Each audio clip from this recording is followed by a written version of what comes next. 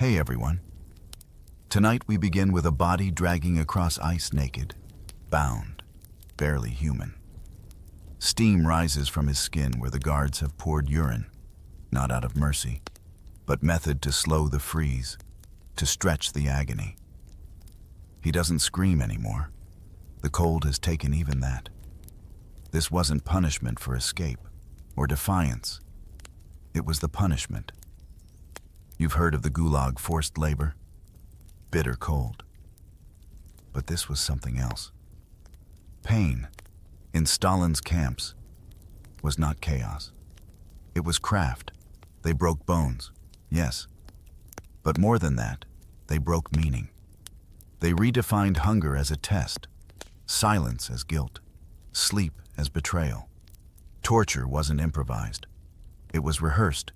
There were 52 methods, each one sharpened into ritual. If unearthing the darkest corners of history helps you unwind, please like and subscribe. And tell me what's the coldest memory your mind still carries. Now dim the lights, steady your breath, and follow me into the machine that called itself re-education, and meant it. As you step into this grim chapter of history, feel the quiet chill that precedes understanding. It is a stillness, a hush that falls before a profound lesson begins to unfold. This realm, the Gulag, was never merely a place of forced labor, a simple factory of human misery. No, it was something far more intricate, more insidious. It was a grand, macabre experiment in control, meticulously orchestrated not just through physical might, but through the precise, calculated application of pain. Imagine a sculptor, not of marble, but of human suffering, shaping it with deliberate strokes. Here, pain was not an accident, nor a spontaneous outburst of cruelty, but a finely tuned instrument. Its purpose was not correction, not rehabilitation, not even retribution in the sense of justice. It was a spectacle, a chilling performance designed to compel submission. Every ache, every throb, every tremor of fear was a whispered word in a language understood by all who endured it. Consider the unsettling concept of Soviet humanism, a term so dissonant with the reality it described. It was a law, whispered among the cold corridors, that stated a prisoner could only be executed if their body temperature was above 96 degrees Fahrenheit. A rule, seemingly humane, yet in practice, it often meant keeping a person just alive enough to be legally murdered. You can almost feel the cold dread of that stipulation, the macabre effort to sustain life only to extinguish it. This wasn't chaos. It was a system, torture itself. In this chilling architecture was not improvised. It was standardized, refined, taught. It was a curriculum, a set of practice techniques, institutionalized to its very core. The guards, the interrogators, they were not just brutes. They were technicians of agony, following protocols, adhering to an unspoken, yet deeply ingrained, methodology. Each act of brutality was a message. You see, it was etched not just into flesh, but into the very spirit of those who watched, those who listened, those who waited for their turn. It spoke through the screams that echoed off frosted walls, through the silent tremors that ran through a line of men, through the very suffering that became an art form. The cold, indifferent stone of the cell walls seemed to absorb these messages, to hold them in its very being. This wasn't about punishing a transgression. It was about defining the very boundaries of existence within the Gulag. It was a quiet, relentless declaration. Here, you are nothing. Here, we are everything. Your pain is our power, and your suffering is our sermon. And so, with this quiet understanding, you begin to grasp the depths of what was to unfold. A journey into the heart of a darkness meticulously crafted, one agonizing whisper at a time. The air itself seems to carry the faint, metallic scent of iron and the ghost of a distant, muffled groan. Now, let your mind drift to the unyielding vastness of the Russian winter. A landscape painted in shades of unforgiving white and steely gray. Here, the very air itself becomes a weapon, and the cold, not just a discomfort, but a slow, creeping assassin. You are stripped bare, the last remnants of threadbare clothing torn away, leaving your skin exposed to the biting assault of the elements. Your limbs are bound, not tightly, but just enough to restrict, to ensure that the struggle for warmth is utterly futile. Then, you are left, or perhaps made to crawl, across the pristine, cruel expanse of snow. Each inch of movement is an act of defiance, a desperate, silent prayer against the inevitable. The sharp, frozen granules dig into your skin, 1,000 tiny needles piercing what little warmth remains. You feel the slow, insidious creep of numbness, starting from your extremities, your fingers and toes, a gentle tingling that gradually morphs into a profound, aching void. And then, the unspeakable. The guards, their faces impassive beneath heavy fur hats, approach. You hear the splash, feel the sudden, shocking warmth. Then the swift, horrifying chill as liquid douses your body.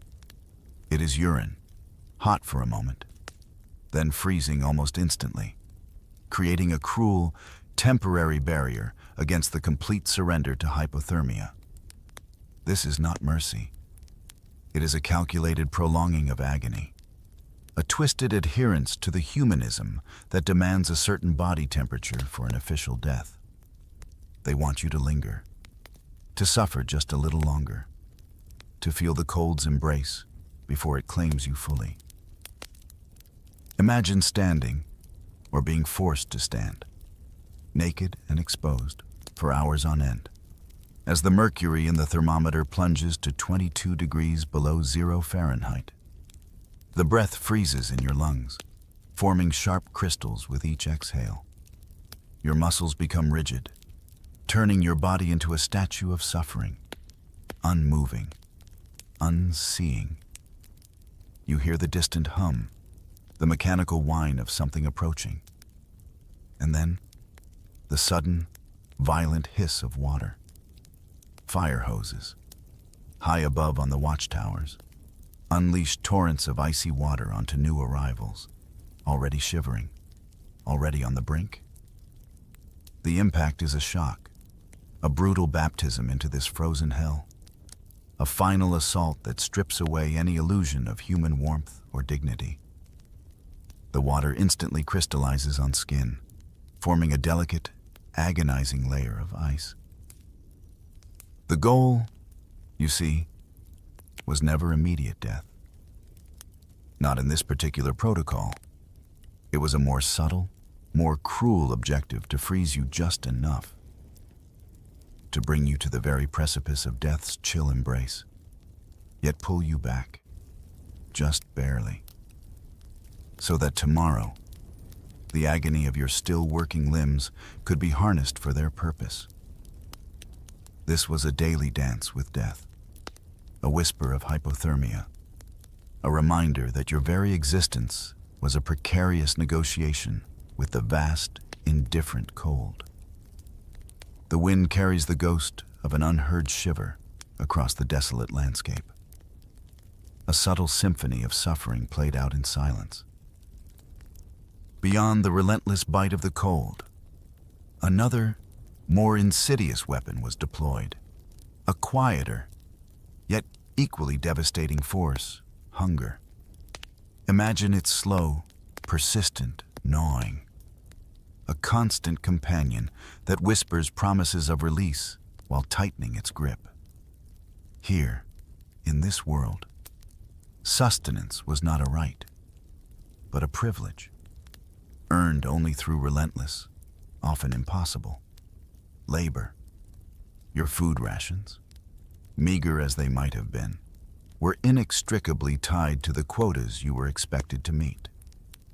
Failed to lift enough timber, failed to break enough rock, failed to dig enough earth, and your already sparse meal became even less. The stomach, a hollow drum, echoed with the quiet despair of empty promises. You feel the persistent ache, the dizzying lightheadedness, the slow erosion of your strength as days turn into weeks, and weeks into months. This starvation was not accidental. It was deliberate. A tool precisely calibrated to weaken the body and subdue the spirit. Every ounce of energy became a precious, dwindling resource. Even the smallest infraction, a misplaced tool, a moment of rest too long, an imagined slight in the eyes of a guard, could result in a punitive cut to your rations. The very air you breathed seemed to taste of scarcity, and the sight of food, any food, became a haunting, elusive dream. For those who dared to protest, to refuse this slow death, a different, more violent form of forced feeding awaited. The hunger strikers, their bodies already skeletal, their resolve a fragile flame, were subjected to the brutal intrusion of a rubber tube. You can almost feel the choking sensation, the burning agony as it was forced through the nasal passage, down the throat, delivering a meager gruel that offered no comfort, only pain. Blood, a dark, viscous stream, often followed the tube's path, and convulsions racked the emaciated bodies. This was not nourishment. It was a punishment in itself. A grotesque mockery of care designed to break the will. It was a forced consumption that stripped away the last vestiges of human agency, leaving only the raw, animal instinct to survive. Among the guards, a detached, chilling humor sometimes surfaced. They would make wagers. You can almost hear their low voices in the distance. A casual cruelty that curdled the blood. Will this one succumb to the cold first, or will the hunger claim him? It was a game, a grim calculation played out with human lives as the stakes. The slow, relentless march of starvation, combined with the bitter embrace of winter, created a silent, unceasing torment. Your own body, once a source of strength, becomes a landscape of pain, a constant reminder of its own profound emptiness, a canvas upon which the brutal reality of the Gulag etched its deepest lessons. The quiet rumble of your empty stomach is the only sound that truly matters, a ceaseless, internal monologue of deprivation. As you delve deeper, you encounter forms of suffering so profoundly dehumanizing that they seem to belong to a fevered nightmare rather than the waking world. This realm was a grotesque zoo of torture, where cruelty was unbound and human imagination twisted into macabre designs. Imagine, if you can, being forced to sit, stripped naked, upon a bucket within which a sinister dance begins. Live rats, desperate and panicked, are placed inside, and then heat is applied from below. You can almost feel the frantic scratching, the desperate gnawing against your skin as the rodents, seeking escape from the rising temperature, turn to the only available path, through your flesh. This rat bucket was a torment designed to break not just the body, but the very spirit, to shatter any semblance of self-possession. The imagined sensation of tiny, sharp teeth, the desperate, unholy quest for an exit. leaves a phantom itch on your skin. Then, there was the parasha drowning, a vile baptism into utter degradation. Your head, or the head of one you witness, is seized and brutally plunged into barrels brimming with human feces. The stench is an assault, burning your nostrils, coating your tongue with the acrid taste of despair. You gasp, you struggle, but the hands hold firm, submerging you in the ultimate insult to human dignity. The filth seeps into your hair, your ears, your very being, a physical and spiritual defilement that seeks to strip away every last scrap of self-respect. You can feel the slimy texture, the suffocating pressure, the desperate fight for a breath that never quite comes clean. Sometimes, during the brutal interrogations, a different kind of horror was unleashed. Starved dogs, their ribs stark against their flanks, their eyes gleaming with a predatory hunger, were released into the interrogation rooms.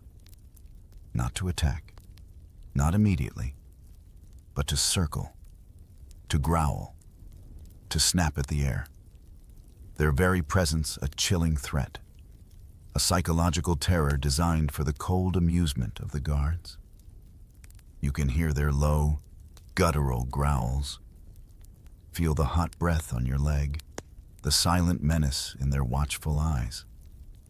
The unspoken promise of their hunger hung heavy in the air. Or perhaps you find yourself bound, exposed, and left upon an anthill. The small, relentless creatures, driven by instinct, begin their slow, agonizing ascent, their tiny mandibles nipping and biting, an endless, irritating torment that gradually escalates into a searing, widespread agony. Each sting, each bite, is a reminder of your utter vulnerability, a slow, meticulous unraveling of composure, until the body screams from the 1,000 pricks of pain. You feel the crawling sensations, the building inferno on your skin.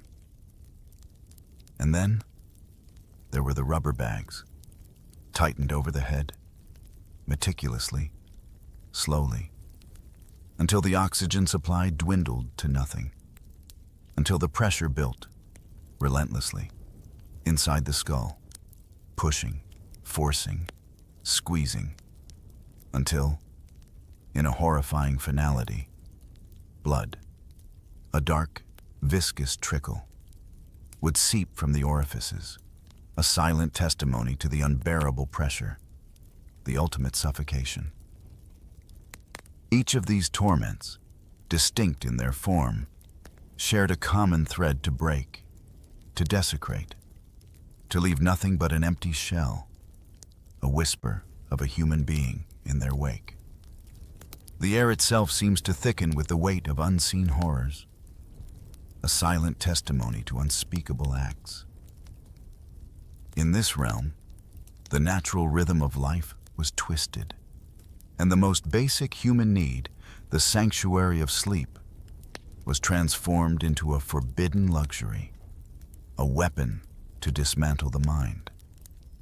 Imagine the ceaseless, pervasive exhaustion, a heavy cloak that wraps around you, weighing down your eyelids, dulling your thoughts, blurring the edges of reality. You are in a cell, perhaps, or a barracks, but the floor is not flat. It slopes, subtly, relentlessly, designed with a cruel ingenuity so that you cannot lie down, cannot find a level surface to rest your aching body. Each attempt to recline sends you sliding, forcing you to remain upright, to continue your weary vigil against the encroaching darkness. Your muscles ache, a constant, dull throb that vibrates through your very bones. As the quiet hours of night drag on, if a fleeting moment of respite, a gentle nod, begins to steal over you, the cruel intervention comes swiftly, a sudden splash, The shocking cold of ice water poured directly into your space, jolting you awake, pulling you back from the precipice of unconsciousness. The chill seeps into your very core, a stark, unwelcome reminder that even the briefest escape into slumber is denied. You shiver, not just from the cold, but from the relentless, insidious assault on your will. You are forced to march in place, endlessly, through the long, silent hours of the night. A monotonous, mind-numbing repetition of footsteps. A shuffling dance with exhaustion. Your legs become leaden. Your vision blurs, and the world begins to spin. But the command remains, keep moving. You push through the dizziness, the nausea, the overwhelming urge to simply collapse, to surrender to the sweet oblivion of sleep. There is no sitting allowed, no moment of respite where you can ease the pressure on your feet, your back, your weary frame. Standing punishments could stretch for 12, even 24 hours, a test of endurance that frayed nerves and shredded resolve. The blood drains from your feet, the swelling begins, and your mind, deprived of its essential rest, begins to play tricks. Shapes shimmer in the dim light, voices echo from unseen corners, and the line between reality and hallucination blurs. This systematic sleep deprivation was a meticulously crafted technique, designed to fracture the mind, to wear down psychological defenses until resistance crumbled. It was in this fog of profound weariness that false confessions were often extracted. A broken mind desperate for the promise of rest, willing to say anything, to admit to anything, if only the endless vigil would cease. You feel the slow, insidious erosion of your own thoughts, the difficulty in forming coherent ideas, the overwhelming weight of leaden eyelids. The world around you becomes a distorted echo, a blurred landscape of pain and perpetual wakefulness.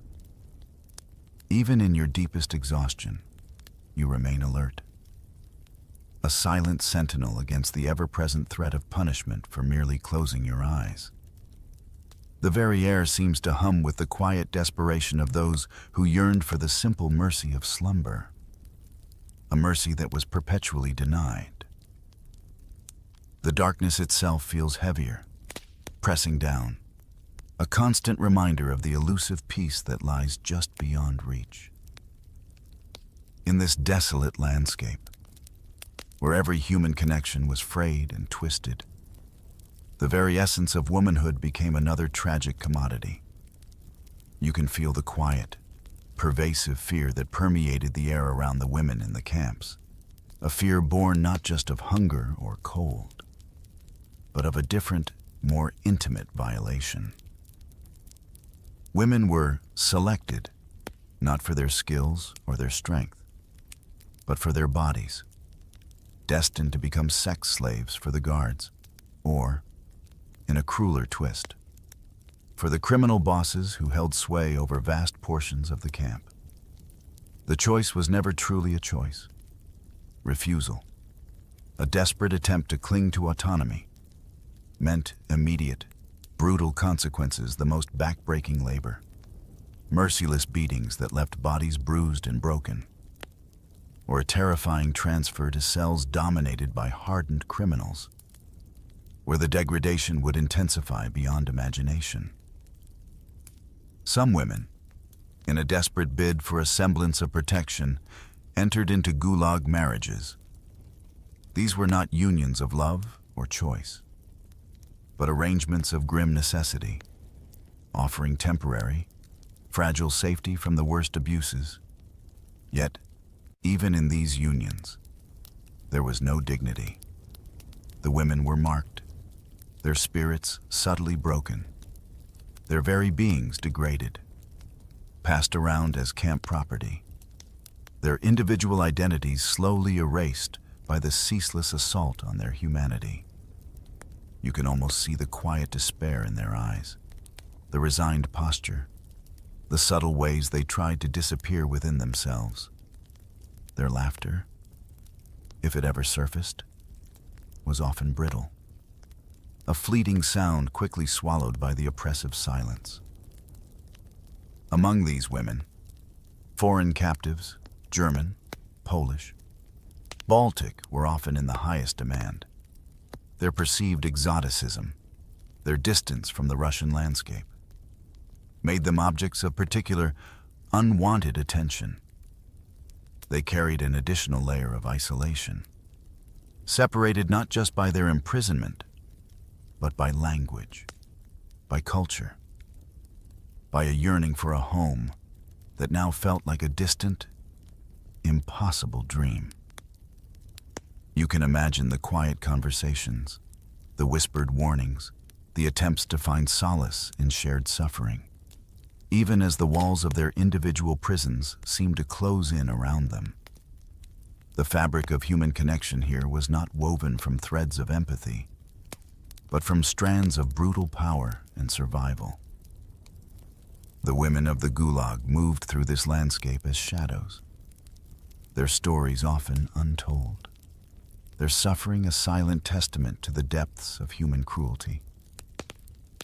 The quiet murmur of the wind carried their unspoken sorrow, a lament that echoed through the bleak, unforgiving expanse of the camp. Every subtle gesture, every downcast gaze, every hurried movement spoke volumes about a reality where the tenderest aspects of existence were brutally exploited, leaving behind only the cold, hard shell of survival. In the Gulag, every act of punishment was a performance, a grim theater orchestrated not just for the individual being tormented, but for the silent, captive audience. You stand witness to these chilling spectacles, observing the deliberate choreography of fear. Public executions and beatings were common, enacted in the open air, under the vast, indifferent sky. Their purpose clear: to instill terror, to crush any nascent spark of rebellion, to remind every living soul of the absolute, unyielding power that held them captive. You hear the sharp crack of the whip, the dull thud of a body hitting the ground, the collective gasp, quickly stifled, that runs through the assembled prisoners. The air itself seems to crackle with unspoken dread, a silent agreement not to challenge the system. In a twisted parody of sport, prisoners were sometimes forced to fight each other to the death. Two emaciated figures, their bodies bruised and broken, pitted against one another, their desperate struggle a source of sick amusement for the guards. You see the raw desperation in their eyes, the agonizing choice between their own survival and the life of another, equally condemned soul. It was a further erosion of humanity, a final plunge into the abyss of degradation, designed to annihilate any lingering sense of solidarity or compassion. The silence that followed such an event was heavier than the sounds of the fight itself. Humiliations were woven into the very fabric of daily life, designed to strip away identity and pride. Heads were shaved, not just for hygiene, but as a symbolic act of dehumanization. Obscene markings, crudely cut into the skin, became permanent brands of shame, a public declaration of one's reduced status. You can almost feel the cold blade, the sting of the incision, the profound violation of one's own body transformed into a canvas for degradation. These were not random acts. They were precise, calculated assaults on the spirit. The cruelty often extended beyond the individual, reaching out to grasp at the tenderest connection's family, to extract a confession, however false. The loved ones of a prisoner were arrested, interrogated, and subjected to their own tortures.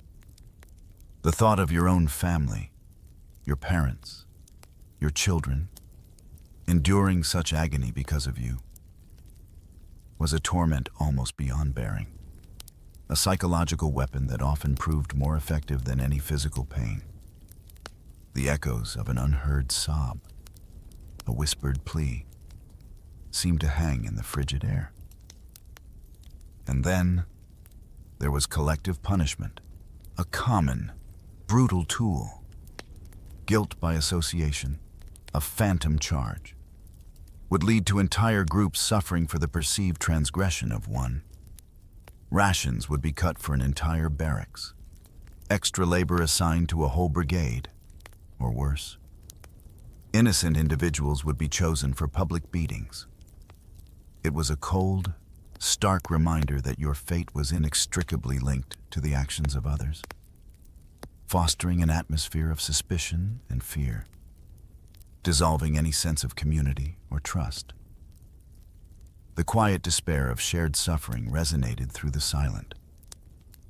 Watching crowds, a chilling testament to the calculated design of this system, where fear was the ultimate architect. Even amidst the systematic cruelty of the state, another layer of oppression existed, a brutal shadow society ruled by the Urkas, the career criminals. These men, hardened and ruthless, operated with a terrifying autonomy, forming a kind of mafia within the camps. You quickly learned to recognize their swagger, the cold glint in their eyes, the casual brutality that marks their every interaction. They were the true lords of this dark domain, wielding a power often greater than that of the guards themselves. Their reign was one of terror, a daily nightmare for the political prisoners who found themselves utterly defenseless against their depredations. You witnessed the casual violence, the regular beatings, the blatant extortion where meager rations, a precious piece of clothing, or even a fleeting moment of peace could be seized without warning. The Urkas moved through the camps like predators, preying on the weak, the vulnerable, the desperate. For women, the threat was even more pervasive, with sexual exploitation a common and horrific reality. The political prisoners, often intellectuals, farmers, or ordinary citizens caught in the vast net of state paranoia, had no defense.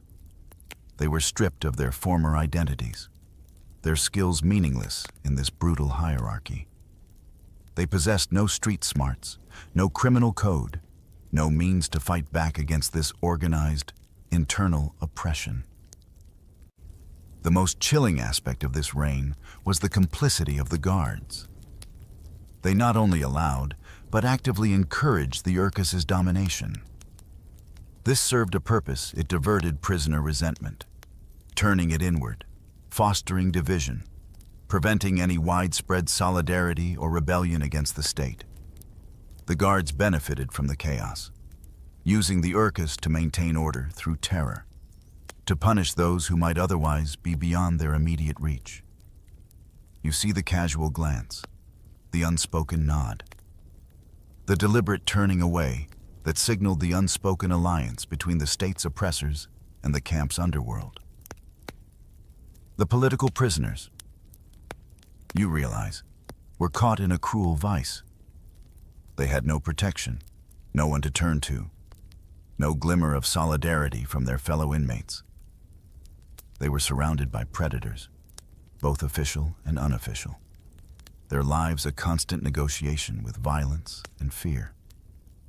The Urkas stole their rations, leaving them to starve. They stole their meager possessions, leaving them exposed to the elements. And with chilling frequency, they stole their lives, often with impunity. You hear the whispers of their names, the chilling reputation they carried, the quiet despair of those who knew there was no escape from their shadow. In this bleak landscape, the only law that truly mattered was the brutal, unwritten code of the criminal underworld. A constant, gnawing threat that added another layer of agony to the already unbearable burden of existence. the scent of fear, mingled with stale sweat, seemed to linger heavy in the air, a silent testament to the daily struggle. In a place where life itself was a prolonged agony, the natural human yearning for escape, or for the quiet release of death, became a desperate, perilous gamble. But even these choices were denied, punished with a chilling severity that underscored the system's absolute control. You witnessed the brutal reality failed suicides were not met with pity or care, but with further retribution. These attempts were branded as traitors of state suffering, a grotesque inversion of compassion, implying that one had betrayed the very process of their torment. The punishment was swift and harsh. Imagine the agony of surviving a suicide attempt, only to be met with further beatings, more grueling labor, and the unbearable knowledge that your failure had brought even greater misery. The cruelty extended to the families of those who succumbed to despair. For a prisoner's suicide, their already meager rations would be cut, or, in a more terrifying reprisal, their family members on the outside could face arrest and imprisonment themselves. This was a psychological weapon, a final chain forged from love and fear, designed to prevent even the ultimate escape from torment. You can almost feel the invisible hand, reaching out beyond the camp walls, tightening its grip on the innocent, ensuring that the suffering reverberated far beyond the prisoner's own body. Escape attempts, even the most desperate and ill-fated, were met with an equally brutal response. Capture meant not just a return to the camps, but a guaranteed escalation of torment, prolonged torture. The addition of years to already impossible sentences, or often immediate execution. The vast, unforgiving landscape, the relentless cold, the omnipresent guards, and the distant, elusive promise of freedom made escape almost impossible, a dream that quickly turned into a deadly nightmare. You hear the distant barks of tracking dogs, the sharp crack of a rifle, the chilling silence that follows. And then there were the invalid barracks, places of unimaginable horror where hope went to die. These were not infirmaries, not places of healing, but death zones, repositories for the sick, the weak, the utterly broken. Here, there was no food beyond the bare minimum to keep a person from immediate expiration. No medical care, no comfort. The air hung thick with the stench of sickness, of unwashed bodies, of despair. The sick were deemed useless, a drain on resources, and thus were simply left to rot, abandoned in filth, their quiet groans echoing in the desolate silence. You can almost feel the cold seeping through the cracked walls, the desperate, rasping breaths, the pervasive hopelessness that clung to every surface. This was the ultimate rejection of human value, a final, brutal statement that in the Gulag, your worth was measured only by your ability to work, and if that ability ceased, so too did your right to exist. The vast, indifferent sky seemed to bear silent witness to these acts of slow, deliberate extinction.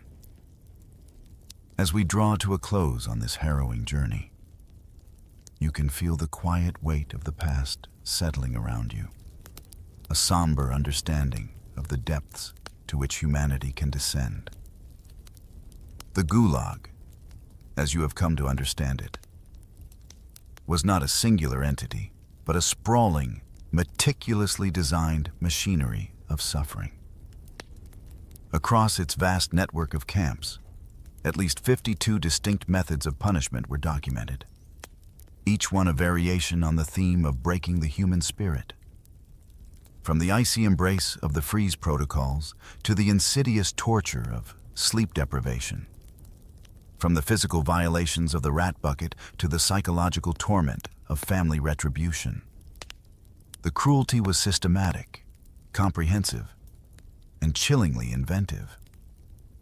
These were not random acts of individual sadism, but codified practices, an institutionalized science of pain.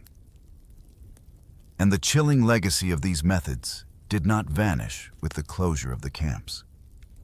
You can almost feel the faint, insidious echoes reaching into later periods. Western intelligence agencies, including those within the United States, and certainly the KGB itself, studied and, in some instances, adopted elements of these techniques. The understanding of how to break a human being, how to extract information through systematic torture, became a dark knowledge passed down, adapted, and reapplied in different contexts across different borders, long after Stalin's passing.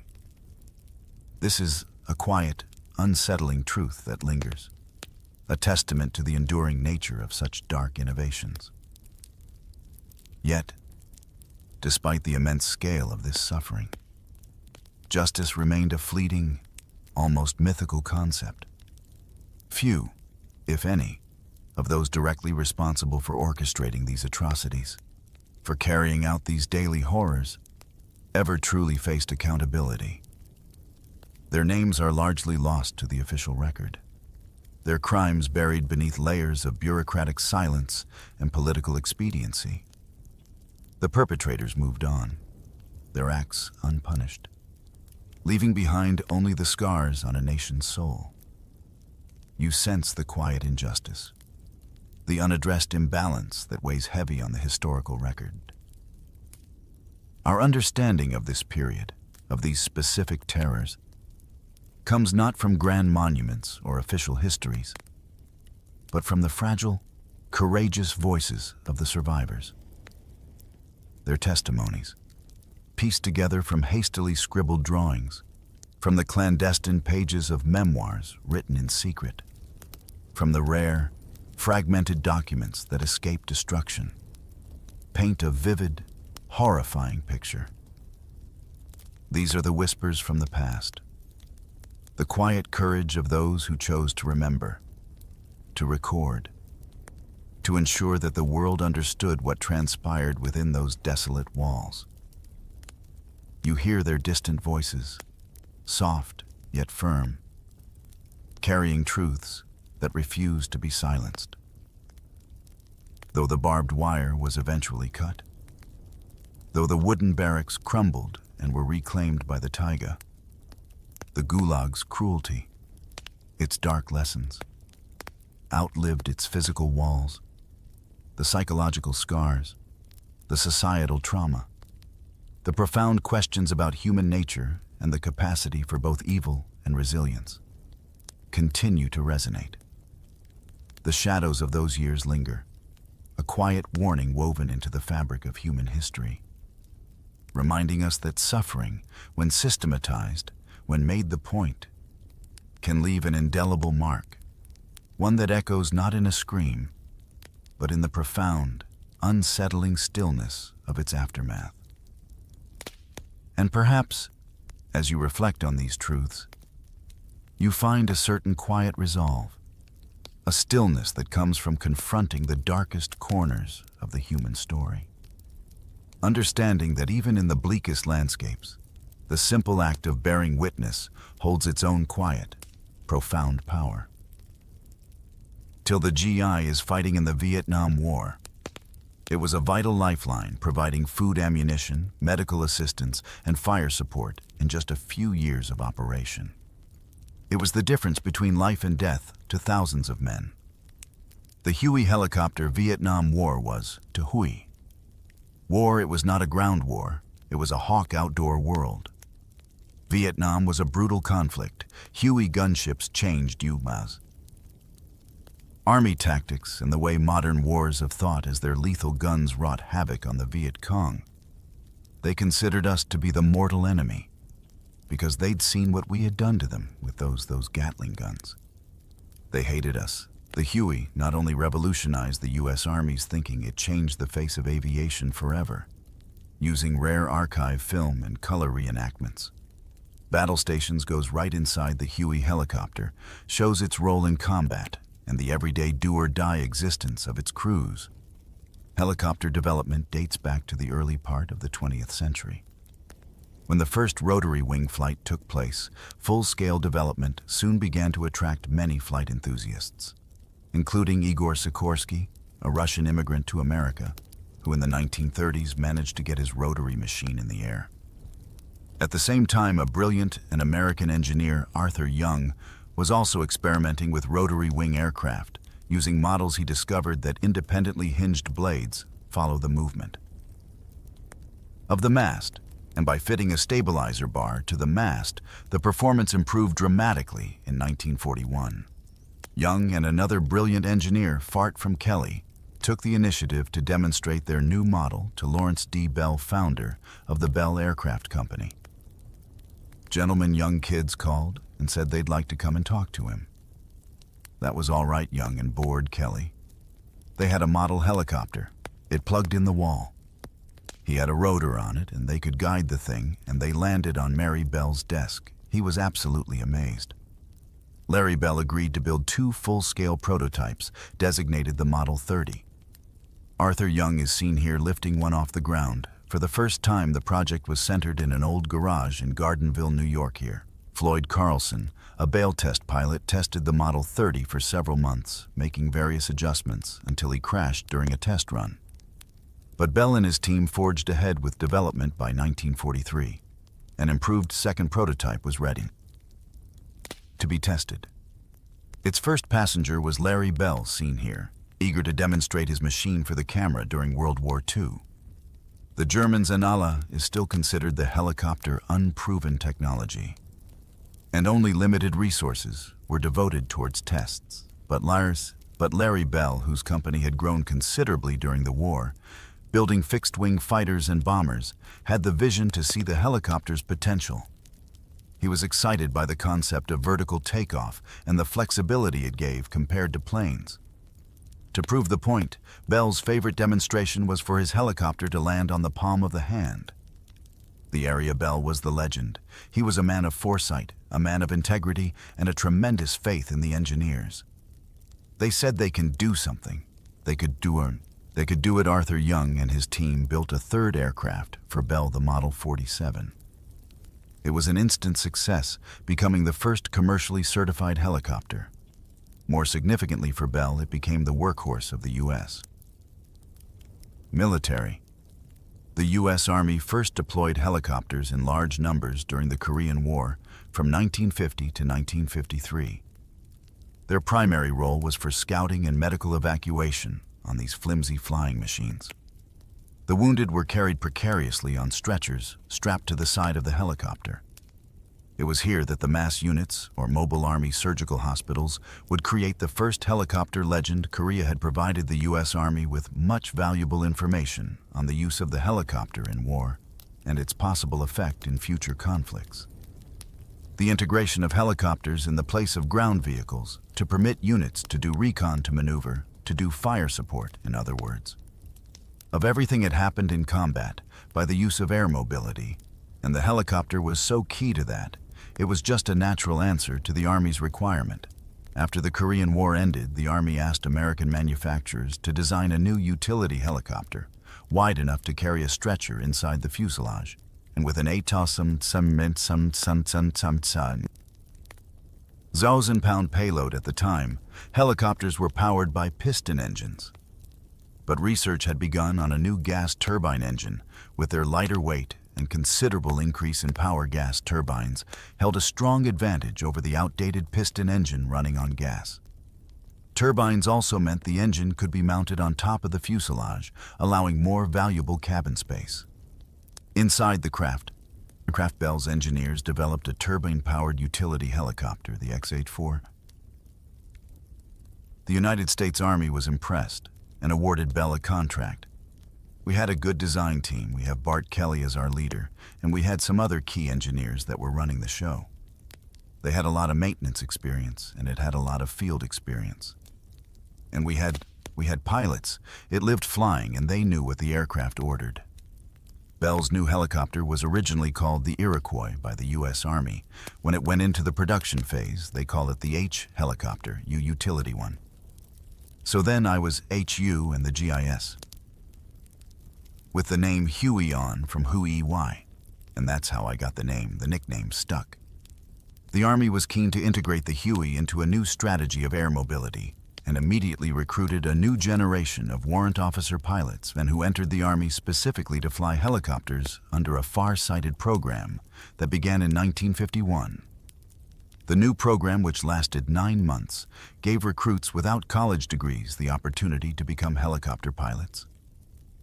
All they needed was the intelligence and desire to fly.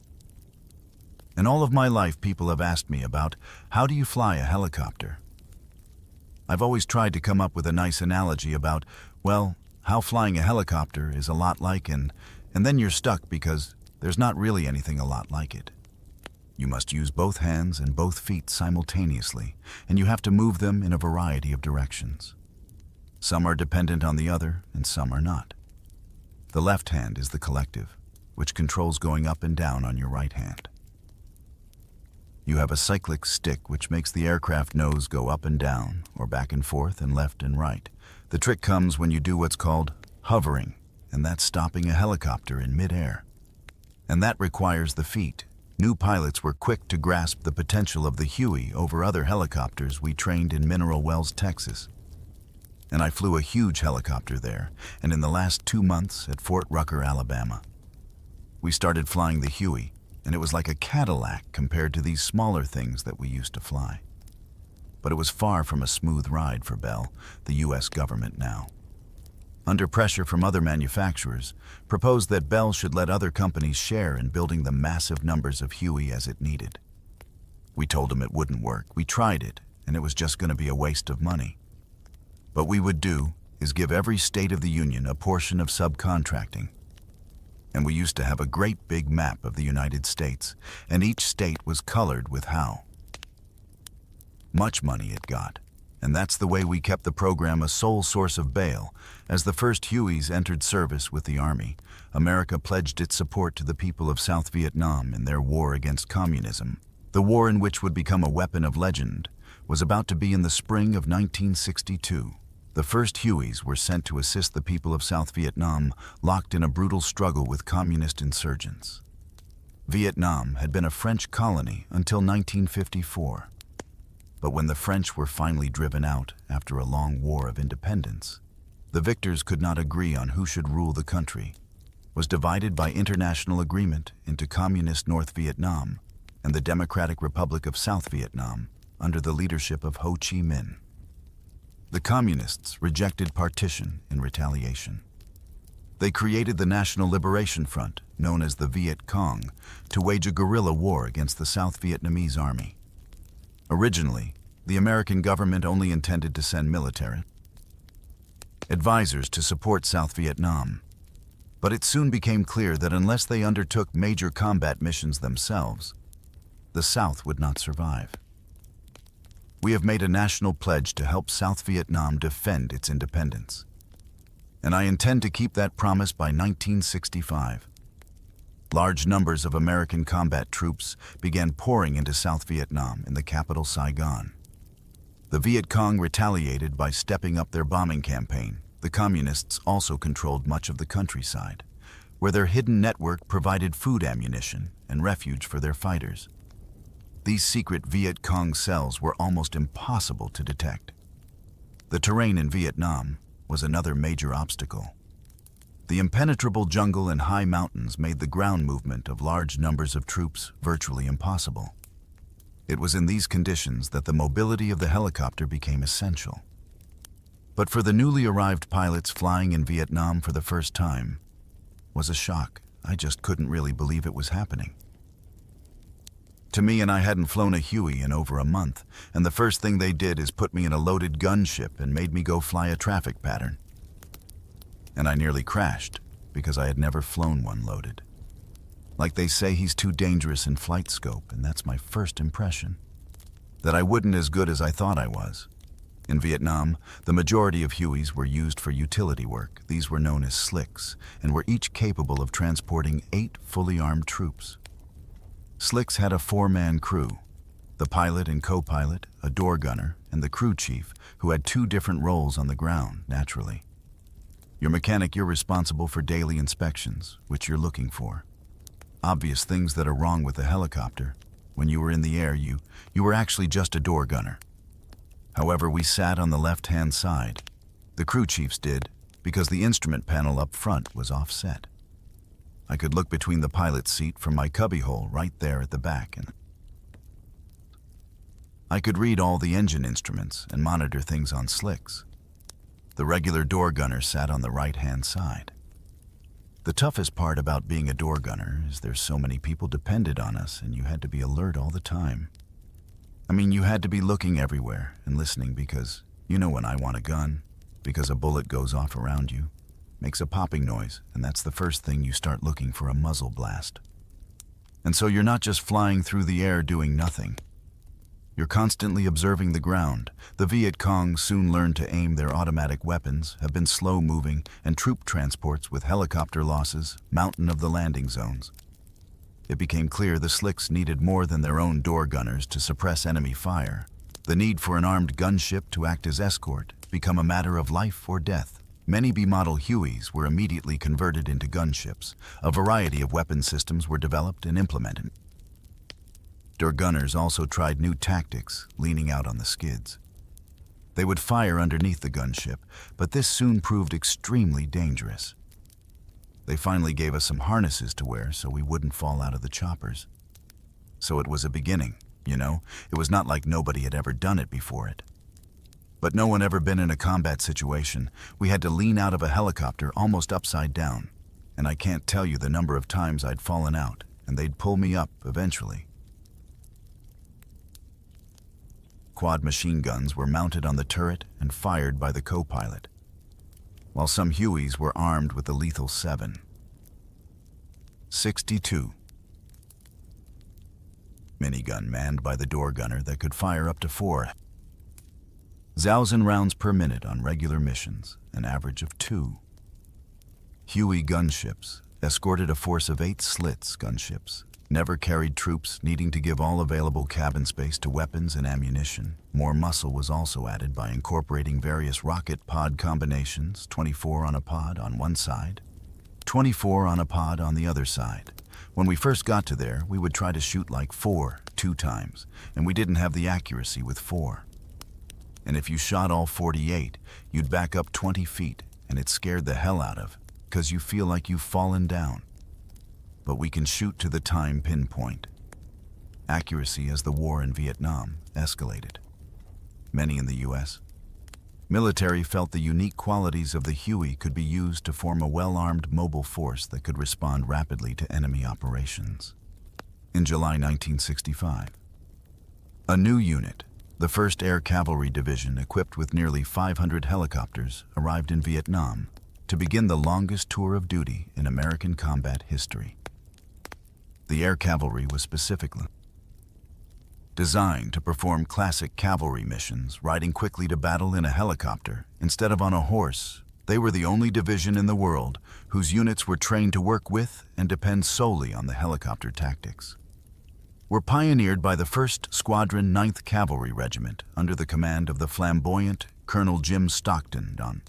John Stockton was the outstanding cameraman to begin with, because of the training that he gave the squadron before they deployed. Right from the beginning, they were an outstanding unit in combat against the enemy. I personally feel easier the father of air cavalry when I took over the squadron.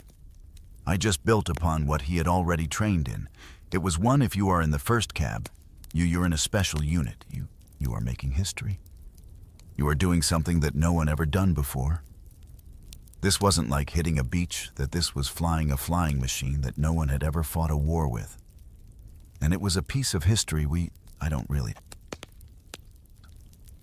remember any bad equipped with Hueys. The air cavalry immediately went on the offensive, their mission to search out and destroy the enemy. The Huey was our horse, honey. We rode it, read through the war. It took us everywhere we wanted to go. as in the horse cavalry of home. Air cavalry commanders were expected to lead from the front. Every troop commander, I wanted to be intimately knowledgeable of what was going on the ground in the LZ, as well as around the LZ. I never did see how a commander at any level could be really on top of everything. Unless you were right in the middle of it, the air cavalry used scout helicopters to search for signs of the enemy once contact was made. The well-armed squadron swept out of the sky, destroying the opposition with its massive firepower. We were very lethal. The VC haters, they hated us because we could see him, and we could blow the hell out of everything we saw. Then enough firepower in a matter of months, the air cavalry in their battle ready. Hueys had earned a reputation as aggressive fighters. But as the demands of the Vietnam War changed daily, and the pressure increased on helicopter crews, the Huey would be forced to take on multiple roles. It was well on its way to going from workhorse to legend. The war in Vietnam was one in which the speed of deployment of men and firepower was vital. By 1966, 500,000 American and 750,000 South Vietnamese were fighting in South Vietnam. The Huey had become a crucial element in the logistic support of these men. In addition to regular combat sorties, the Hueys would also fly ash and trash missions, the routine fetch and carry duties of a part and parcel of supporting U.S. and South Vietnamese forces. Slicks would fly 2 to 3 times as many hours as gunships. When gunships went out, they went out to kill people. We went out every day to do everything imaginable, and literally, you carried people in anything that needs to be carried, the demands of war in Hueys. Often transported loads that far exceeded their normal weight limitations. The flying skills of the pilots were pushed to the limit. We load them until they would not hover. And we used the springs in the sked too. A lot of times he's pick it up as you were slide and get it up about a foot and have him drop it and bang up in the middle. You'd usually recall off the skids to pop it into the air. The dumped tropical climate of Vietnam often hampered ground support of the helicopter fleets. The highly trained ground crews sweltered in the heat of summer and endured the cold downpours of the seasonal monsoon rains. Rotor blades had to be constantly changed, their surfaces eroded by the sand blasting from fine dust during takeoffs. The Huey's blades were originally expected to last 1,000 flight hours.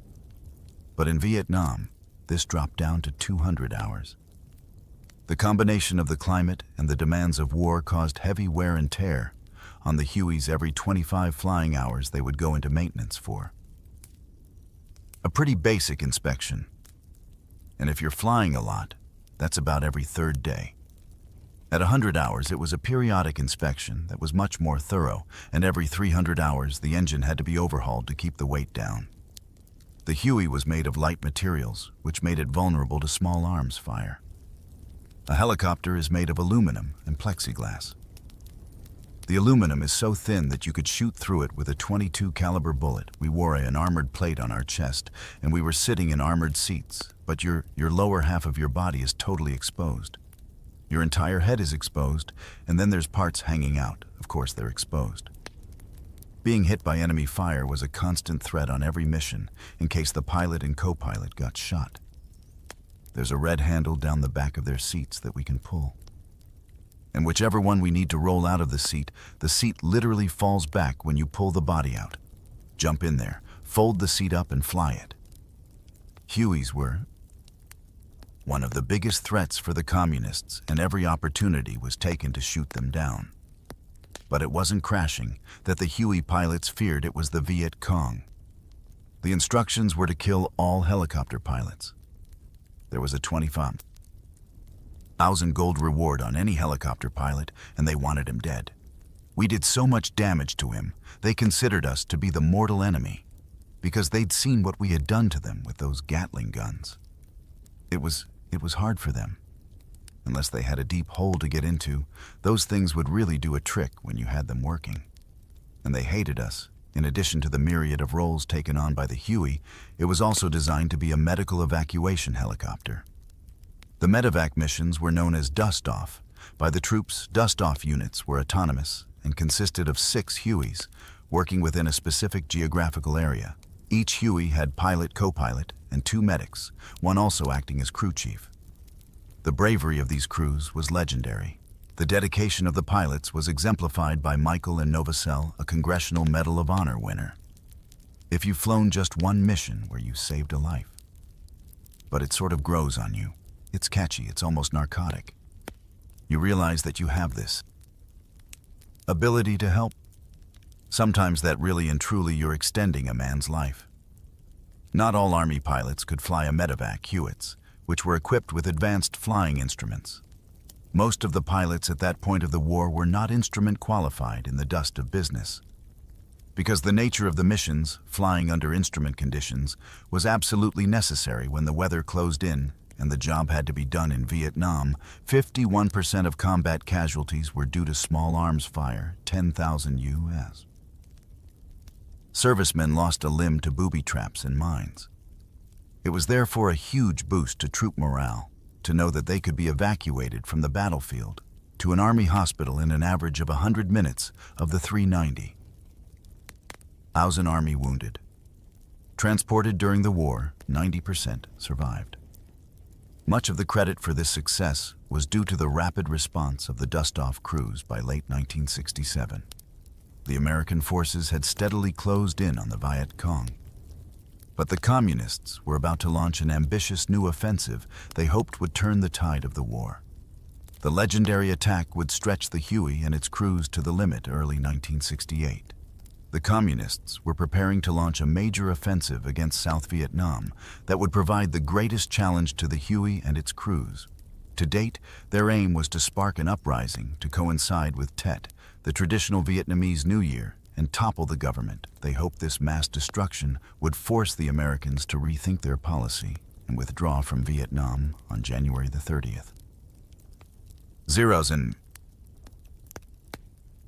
Viet Cong and North Vietnamese regulars mounted simultaneous attacks in more than 100 towns and cities. I was one of the few helicopter pilots in the air when the Tet offensive started, and we'd been up on a Firefly mission to gunships and a slick with about 12 landing lights hooked up to shine down on the river and catch their sandpans as they moved some last minute. So we looked up and we actually thought they set off a nuclear bomb on homebodies. Many of the helicopter units were taken by complete surprise. They probably took out 3 or 4 of our Hueys just mortar hits, which 6 flyable gunships out. 8, they went up when they came back that day. We had non-legally liable, they were shocked toehold. We've got the other 2 up and about 3 days later. None of the 8 were legally flyable. The Americans and South Vietnamese were stunned by the scale of the offensive. We put a strike in, and then we couldn't find a place to refuel, because every place was under attack. And so anyway, I wound up refueling right in the middle of a firefight. And they actually quit shooting as I landed on this run play.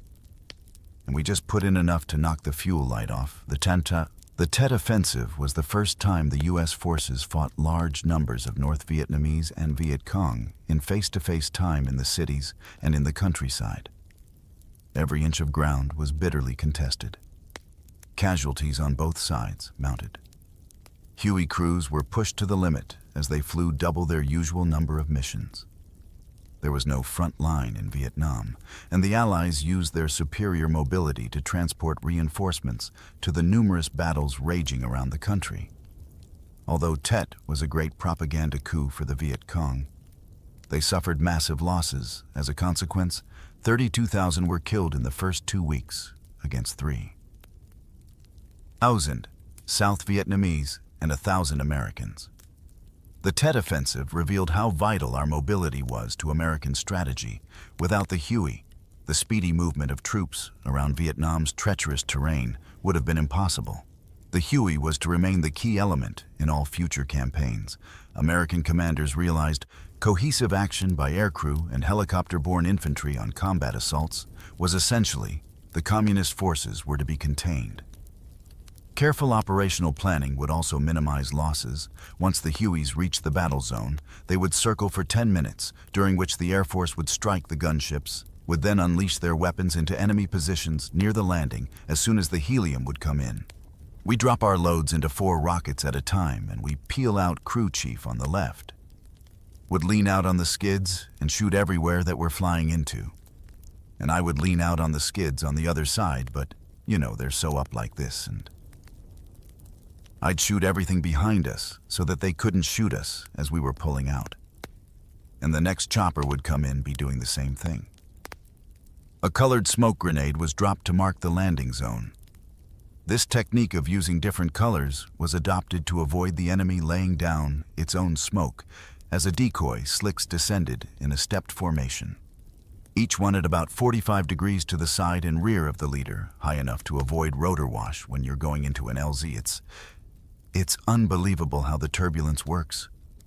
In other words, to put a helicopter down on the ground, you have to have an air cushion, and when the turbulence is churning off the helicopters in front of you, it blows the cushion out from under you, and it's like a controlled crash, and you best know what you're doing, or you're fixing to bang it into the raspberries. As the Hueys flew in, the Viet Cong concentrated their fire on the approaching helicopters. You under anti-aircraft cannon at high level and at low level you are under a K-47, and when you will land on the landing zone, you are under artillery or mortar fire. That a 3-layer of fire you encounter, and it is very dangerous, and that is the sitting target for the Army. The confusion that just reigns supreme in a person's mind during your first combat assault is just beyond the description. There are bombs going off, rockets going off, there are gunships flying by. The M60s start chattering, the ground is burning. If people on board, or there's a memory in hearing back, you know. Very excited about the landing, and it's just so much total confusion. And Polka, often I don't think there's any type of training can really prepare you for that. The first troops on the ground secured the landing zone, while the slicks departed for the refueling points to await orders for their return if necessary. The gunships would continue to support the ground troops. The sheer ferocity of combat in Vietnam meant that the water was given or expected. The Huey had proved itself on the battlefield time, and again it allowed the infantry to do its job against a determined and brave adversary, even against overwhelming firepower. The Viet Cong were prepared to fight on at any cost, while people look at him as gooks and pajamas.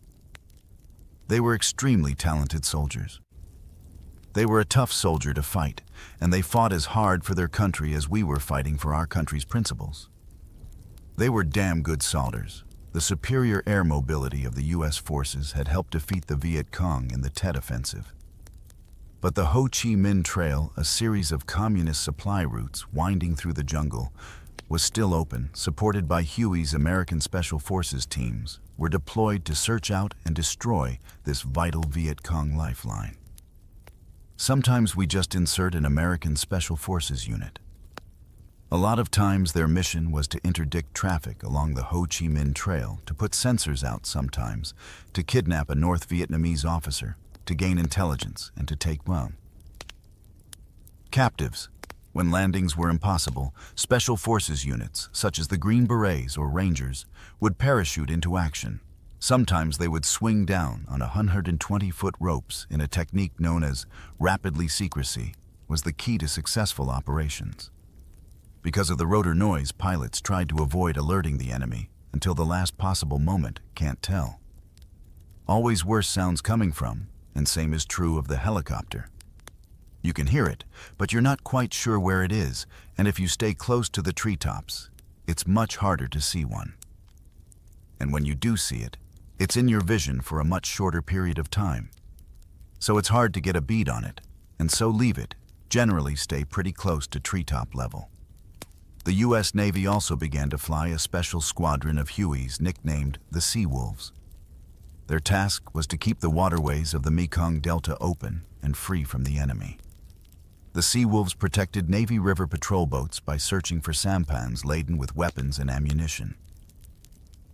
For the Viet Cong, the Mekong Delta was a vital link in the Viet Cong supply line. Patrolling this large network of waterways was risky. The possibility of ambush was a constant danger.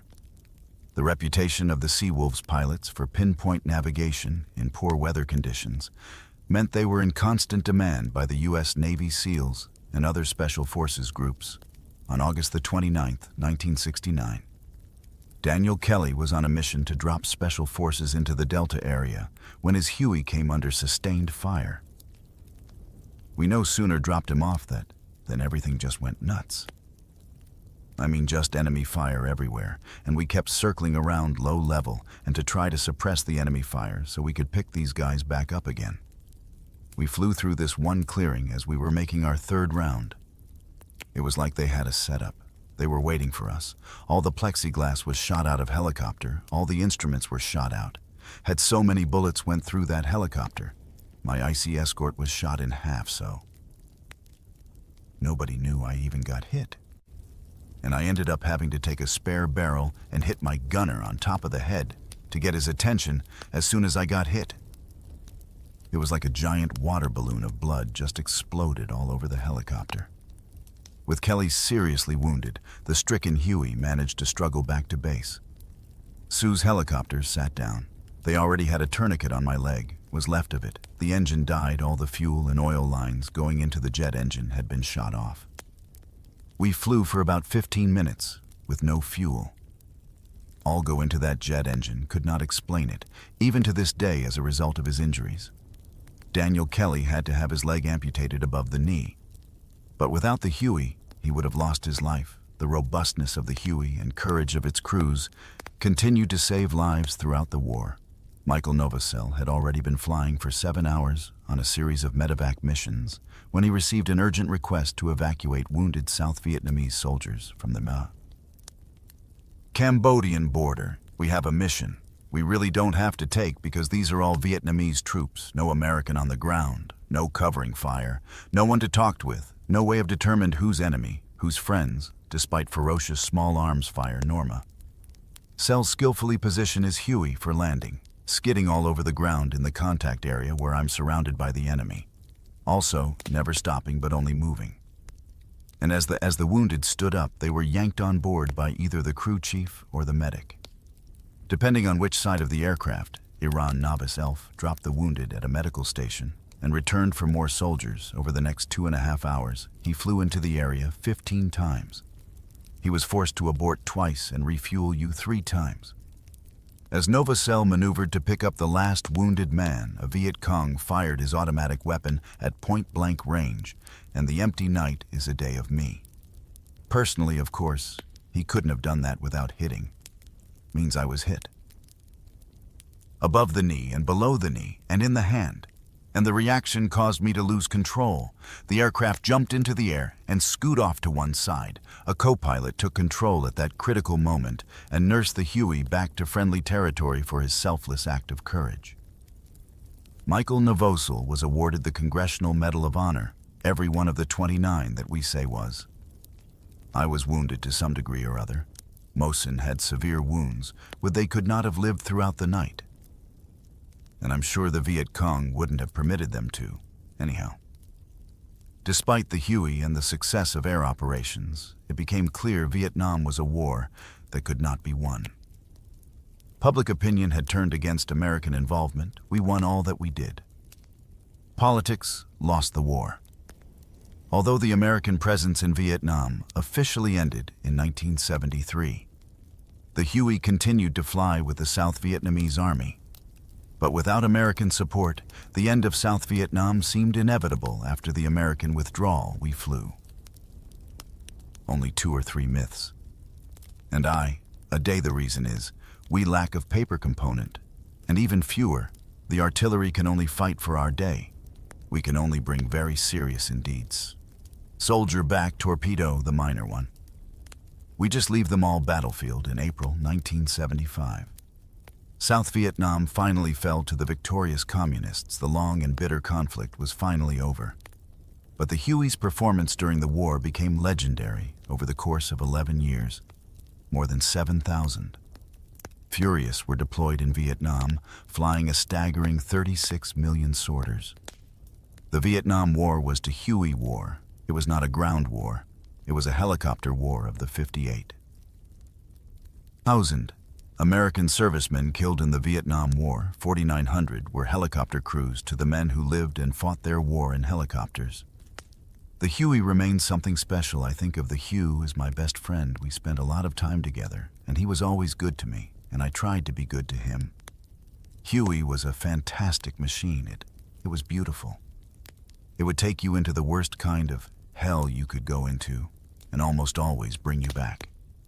Bring you back home where you were safe. I evacuated 5,589 wounded through 2,028 hours of combat, all in the Huey.